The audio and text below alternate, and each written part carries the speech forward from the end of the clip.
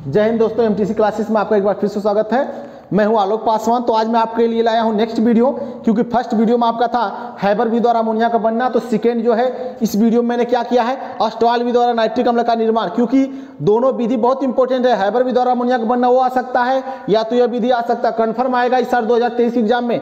इसलिए UP board वाले जरूर पढ़ें, जो 12th के एग्जाम देने जा रहे हैं एक बार जरूर वीडियो पढ़ के जाएं, क्योंकि 5 नंबर आपको यहाँ रखा हुआ है। तो आगे हम चलते हैं, ज्यादा समय लेते हुए नहीं टॉपिक पे आ जाते हैं। देखिए इसमें क्या है, इसमें 3 पद प्रयुक्त होता है। पहला उत्प्रेरक कक्ष प्रयुक्त होगा, दूसरा आपसीकारक स्तंभ प्रयुक्त होगा, तीसरा कौन सा होगा, अवशोषण स्तंभ होगा। क्योंकि अस्टवाल विधि द्वारा नाइट्रिक अम्ल की आधुनिक विधि है। आधुनिक विधि में क्या होता है, इस विधि में 3 पद प्रयुक्त किया जाता है। तीनों मैंने बता दिया, उत्प्रेरक कक्ष, आपसीकारक स्तंभ और अवशोषण स्तंभ। तीनों को अब हमको बताना है, एक एक करके बताएंगे। देखिएगा क्या बताएंगे। सबसे पहले उत्प्रेरक कक्ष हेडिंग डाल दीजिएगा। जब आप निर्माण विधि लिखेंगे उससे नीचे लिख दीजिएगा कि अस्टवाल विधि और नाइट्रिक अम्ल का निर्माण होने में निम्न पद प्रयुक्त होते हैं। तो पहला कौन सा पद हो जाएगा, उत्प्रेरक कक्ष। उत्प्रेरक कक्ष में क्या लिखेंगे कि अमोनिया तथा वायु के मिश्रण को, अमोनिया तथा वायु के मिश्रण को उत्प्रेरक कक्ष में, अमोनिया तथा वायु के मिश्रण को उत्प्रेरक कक्ष में लगभग 700 से 800 डिग्री सेंटीग्रेड ताप पर प्रवाहित करते हैं। अमोनिया तथा वायु के मिश्रण को, अमोनिया तथा वायु के मिश्रण को उत्प्रेरक कक्ष में लगभग 700 से 800 डिग्री सेंटीग्रेड ताप पर प्रवाहित करते हैं, जहां पर प्लेटिनम की जालियां लगी होती हैं। या बोल सकते क्या, उत्प्रेरक कक्ष में देखिए इस कक्ष में क्या होती है, इस कक्ष में प्लेटिनम की जालियां लगी होती है। प्लेटिनम की जालियां हैं, इस कक्ष में प्लेटिनम की जालियां लगी होती हैं जो उत्प्रेरक का कार्य करती है। किसका कार्य करती है, जो उत्प्रेरक का कार्य करती हैं, जो उत्प्रेरक का कार्य करती हैं, उत्प्रेरक का कार्य करती हैं। इस ताप पर प्लेटिनम उत्प्रेरक की उपस्थिति में, इस ताप पर प्लेटिनम उत्प्रेरक की उपस्थिति में क्या होता है, अमोनिया वायु में उपस्थित, देखिए अमोनिया वायु में उपस्थित, अमोनिया वायु में उपस्थित ऑक्सीजन से क्रिया करके नाइट्रिक ऑक्साइड का निर्माण करती है। नाइट्रिक ऑक्साइड का फॉर्मूला NO होता है, समझ रहे, नाइट्रिक ऑक्साइड का निर्माण करती है। तो आपका जो शेष बचेगा वो जल हो जाएगा। अब ध्यान दीजिएगा मैंने क्या बोला, अभी मैं रिएक्शन बैलेंस भी कर देता हूं, फिर से सुनिएगा। अमोनिया तथा वायु के मिश्रण को, अमोनिया तथा वायु के मिश्रण को उत्प्रेरक कक्ष में लगभग 700 से 800 डिग्री सेंटीग्रेड ताप पर प्रवाहित करते हैं। फिर सुनिएगा, अमोनिया तथा वायु के मिश्रण को उत्प्रेरक कक्ष में लगभग 700 से 800 डिग्री सेंटीग्रेड ताप पर प्रवाहित करते हैं। इस कक्ष में प्लेटिनम की जालियां लगी होती हैं, इस कक्ष में प्लेटिनम की जालियां लगी होती हैं जो उत्प्रेरक का कार्य करती हैं, जो उत्प्रेरक का कार्य करती हैं। इस ताप पर प्लेटिनम उत्प्रेरक की उपस्थिति में, इस ताप पर प्लेटिनम उत्प्रेरक की उपस्थिति में अमोनिया वायु में उपस्थित, अमोनिया वायु में उपस्थित ऑक्सीजन से क्रिया करके नाइट्रिक ऑक्साइड का निर्माण करती है। तब ध्यान दीजिएगा, इसको बैलेंस करना होगा। तो यहाँ पर बहुत 4 लगा दीजिएगा और यहाँ पर आपको रेशियो याद करना होगा। यहाँ पर 5 कर लीजिएगा तो यहाँ पर बैलेंस 4 हो जाएगा और यहाँ पर हो जाएगा 6, तो यानी 4NH3 + 5O2। यहाँ पर लिख सकते हैं PT और नीचे लिख सकते हैं टेम्परेचर 800 लगभग। यहाँ पर 4NO + 6H2O। यह आपको जस्ट उसके नीचे रिएक्शन लिख देना है, उत्प्रेरक कक्ष। तो उत्प्रेरक कक्ष का काम बस इतना ही था। एक बार फिर से रिवाइज कर दे रहा हूं, सुन लीजिएगा मैंने क्या बोला। ये अमोनिया तथा वायु के मिश्रण को उत्प्रेरक कक्ष में लगभग 700 से 800 डिग्री सेंटीग्रेड ताप पर प्रवाहित करते हैं। इस कक्ष में प्लेटिनम की जालियां लगी होती हैं जो उत्प्रेरक का कार्य करती हैं। इस ताप पर प्लेटिनम उत्प्रेरक की उपस्थिति में अमोनिया वायु में उपस्थित ऑक्सीजन से क्रिया करके नाइट्रिक ऑक्साइड का निर्माण करती है। तो यह नीचे रिएक्शन लिख देंगे, समझा बेटा, यह नीचे रिएक्शन लिख देंगे। तो अब देखिए दूसरा स्टेप हम क्या लिखेंगे, दूसरी हेडिंग क्या हो जाएगी, दूसरी हेडिंग हो जाएगी आपकी ऑक्सीकारक स्तंभ। तो ऑक्सीकारक स्तंभ क्या लिखेंगे, देखिए उसमें क्या लिखेंगे, बोलेंगे कि उत्प्रेरक कक्ष से प्राप्त, उत्प्रेरक कक्ष से प्राप्त नाइट्रिक ऑक्साइड, देखो इसमें नाइट्रिक ऑक्साइड बना था, उत्प्रेरक कक्ष से प्राप्त नाइट्रिक ऑक्साइड तथा शेष वायु के मिश्रण को एक स्तंभ में भेजा जाता है। मैंने क्या बोला कि उत्प्रेरक से प्राप्त नाइट्रिक ऑक्साइड तथा शेष वायु के मिश्रण को एक स्तंभ में भेजा जाता है जिसे ऑक्सीकारक स्तंभ कहते हैं। फिर से सुन लीजिए क्या बोलेंगे, कहेंगे कि उत्प्रेरक कक्ष से प्राप्त नाइट्रिक ऑक्साइड तथा शेष वायु के मिश्रण को एक स्तंभ में भेजा जाता है जिसे ऑक्सीकारक स्तंभ कहते हैं। इस स्तंभ में नाइट्रिक ऑक्साइड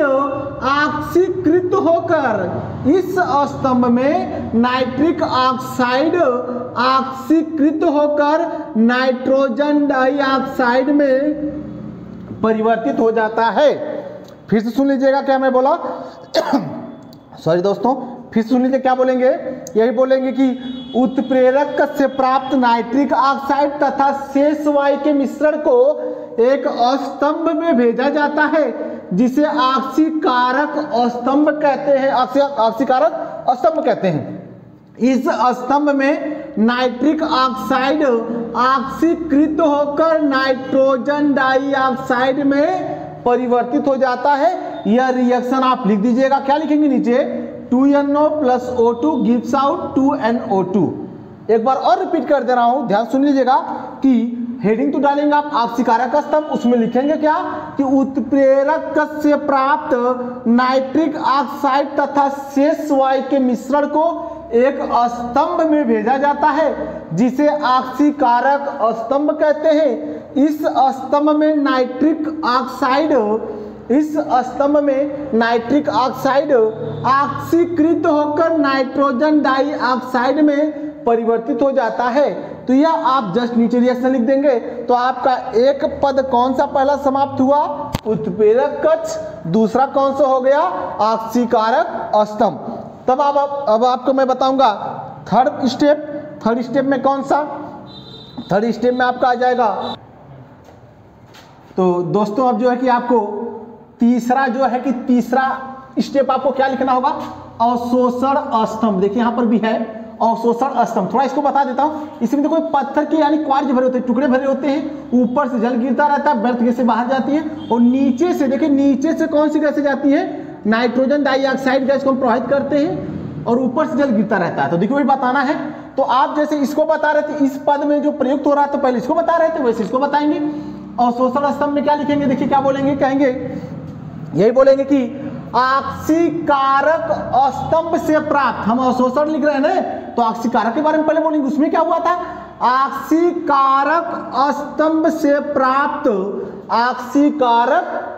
से प्राप्त नाइट्रोजन डाइऑक्साइड गैस को, ऑक्सीकारक स्तंभ से प्राप्त नाइट्रोजन डाइऑक्साइड गैस को अवशोषण स्तंभ में भेजा जाता है। किसमें, अवशोषण स्तंभ में भेजा जाता है जिसमें क्वार्ज भरे होते हैं तथा ऊपर से जल गिरता रहता है तथा नीचे से नाइट्रोजन डाइऑक्साइड गैस को प्रवाहित करते हैं। ध्यान से फिर से सुनिएगा, मैंने क्या बोला कि ऑक्सीकारक स्तंभ से प्राप्त नाइट्रोजन डाइऑक्साइड गैस को अवशोषण स्तंभ में भेजा जाता है जिसमें क्वार्ज भरे होते हैं तथा ऊपर से जल गिरता रहता है, नीचे से नाइट्रोजन डाइऑक्साइड गैस को प्रवाहित करते हैं। ऊपर से गिर रहे जल द्वारा अवशोषित होकर नाइट्रिक अम्ल का निर्माण करती है। अवशोषित होकर किसका, नाइट्रिक अम्ल का निर्माण करती है जिसे स्तंभ के नीचे जलीय विलयन के रूप में तल पे प्राप्त कर लेते हैं। यानी जिसे किसके, स्तंभ के नीचे जलीय विलयन के रूप में क्या कर लेते हैं, प्राप्त कर लेते हैं या प्राप्त कर लिया जाता है। तो इस स्टेप को एक बार फिर से मैं बोल दे रहा हूं, क्या बोलना होगा, हेडिंग तो डाल देंगे आप अवशोषण स्तंभ, उसमें लिखेंगे क्या, उसमें यह लिखेंगे कि ऑक्सीकारक स्तंभ से प्राप्त नाइट्रोजन डाइऑक्साइड गैस को अवशोषण स्तंभ में भेजा जाता है जिसमें क्वार्ज भरे होते हैं तथा ऊपर से जल गिरता रहता है, नीचे से नाइट्रोजन डाइऑक्साइड गैस को प्रवाहित करते हैं, ऊपर से आ रहे जल द्वारा अवशोषित होकर यह नाइट्रिक अम्ल का निर्माण करती है, जिसे स्तंभ के नीचे जलीय नाइट्रिक अम्ल के रूप में एकत्रित कर लेते हैं। तो इस प्रकार नाइट्रिक अम्ल का निर्माण कर लिया जाता है, किस विधि द्वारा? ऑस्टवाल विधि द्वारा। तो अब हम तीनों स्टेप को एक बार बता देंगे, आप इनको याद कर लीजिएगा। कौन सा स्टेप है देखिए, ध्यान सुनिएगा। पहला उत्प्रेरक कक्ष, क्योंकि 5 नंबर का जरूर क्वेश्चन आएगा। उत्प्रेरक कक्ष, इसमें क्या बोलेंगे? फिर से सुन लीजिएगा, क्योंकि रिपीट कर रहा हूं, तीनों को एक ही बार बोल दे रहा हूं। उत्प्रेरक कक्ष में क्या बोलेंगे कि अमोनिया तथा वायु के मिश्रण को उत्प्रेरक कक्ष में लगभग 700 से 800 डिग्री सेंटीग्रेड ताप पर प्रभावित करते हैं। इस कक्ष में प्लेटिनम की जालियां लगी होती हैं जो उत्प्रेरक का कार्य करती हैं। इस ताप पर प्लेटिनम उत्प्रेरक की उपस्थिति में अमोनिया वायु में उपस्थित ऑक्सीजन से क्रिया करके, यानी ऑक्सीजन के साथ क्रिया करके नाइट्रिक ऑक्साइड का निर्माण करती है। तो ये रिएक्शन लिख देंगे, फिर दूसरी हेडिंग डाल देंगे ऑक्सीकारक स्तंभ, उसमें बोलेंगे उत्प्रेरक कक्ष से प्राप्त नाइट्रिक ऑक्साइड तथा शेष वायु के मिश्रण को किसमें? एक स्तंभ में भेजा जाता है, जिसे ऑक्सीकारक स्तंभ कहते हैं। इस स्तंभ में नाइट्रिक ऑक्साइड ऑक्सीकृत होकर नाइट्रोजन डाइऑक्साइड में परिवर्तित हो जाती है या हो जाता है। फिर नीचे क्या लिखेंगे? अगली हेडिंग हो जाएगी अवशोषण स्तंभ, इसमें लिखेंगे क्या? ऑक्सीकारक स्तंभ से प्राप्त नाइट्रोजन डाइऑक्साइड को अवशोषण स्तंभ में भेजा जाता है, जिसमें क्वार्ज भरा होता है, ऊपर से जल गिरता रहता है, नीचे से किसको? नाइट्रोजन डाइऑक्साइड को प्रभावित करते हैं, ऊपर से आ रहे जल द्वारा अवशोषित होकर नाइट्रिक अम्ल का निर्माण करती है। किसका? नाइट्रिक अम्ल का निर्माण करती है। अतः इसका जलीय विलयन बनता है, जिसे हम क्या करते हैं? स्तंभ के नीचे एकत्रित कर लिया जाता है, एकत्रित कर लेते हैं। इस प्रकार ऑस्टवाल विधि द्वारा नाइट्रिक अम्ल का निर्माण कर लिया जाता है। तो जो तीसरा स्टेप का जो रिएक्शन लिखेंगे, मैं रिएक्शन आपको ही दिखा दे रहा हूं। तीसरा स्टेप का रिएक्शन क्या हो जाएगा, ध्यान सभी लोग देखिएगा। तो यहां लिख दिया जाएगा क्या? तीसरा स्टेप का रिएक्शन में देखिए हम लोग क्या करेंगे। तीसरा स्टेप का रिएक्शन में हम लोग क्या करेंगे, ध्यान तो देखिएगा। रिएक्शन क्या होगा? लास्ट रिएक्शन जो इसमें लिखेंगे आप लोग अवशोषण स्तंभ में लिखेंगे क्या? देखिए नाइट्रोजन डाइऑक्साइड गैस था, तो 2NO2 प्लस H2O, यानी जल ऊपर से गिर रहा था, या नाइट्रोजन डाइऑक्साइड गैस जा रहा था। तो आपका क्या बनेगा? नाइट्रिक अम्ल, जिसका फार्मूला होता है HNO3 प्लस एक और चीज बनता है नाइट्रस एसिड, जिसका फार्मूला होता है HNO2 होता है। इसको याद कर लीजिएगा, HNO2। तो सेकेंड स्टेप में क्या हो जाएगा कि HNO2 यानी नाइट्रस एसिड होता है, 3 मोल में ले लेंगे HNO2। ये क्या हो जाता है? देखिए यह नाइट्रिक अम्ल बन जाएगा HNO3 plus nitric oxide 2NO plus आपका जो बचेगा क्या बचेगा? H2O। तो अतः यह रिएक्शन आप याद कर लीजिएगा। 3 रिएक्शन था। देखो ये पहला यहाँ पे जो रिएक्शन था, दूसरा यहाँ रिएक्शन था, तीसरा यहाँ रिएक्शन था। उत्प्रेरक कक्ष में यह रिएक्शन लिख दीजिएगा, और ऑक्सीकारक स्तंभ में यह लिख दीजिएगा, और नीचे किसमें? अवशोषण स्तंभ में यह लिख दीजिएगा। तो ऑस्टवाल विधि द्वारा आपका नाइट्रिक अम्ल का निर्माण हो गया है।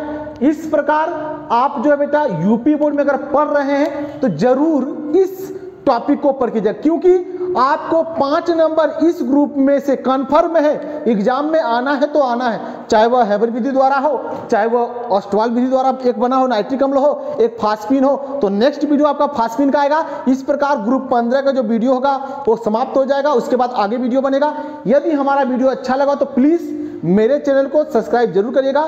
तो अब यहाँ तक बस रोक दिया जाता है, अब मिलते हैं नेक्स्ट वीडियो में। तब तक के लिए धन्यवाद। जय हिंद दोस्तों।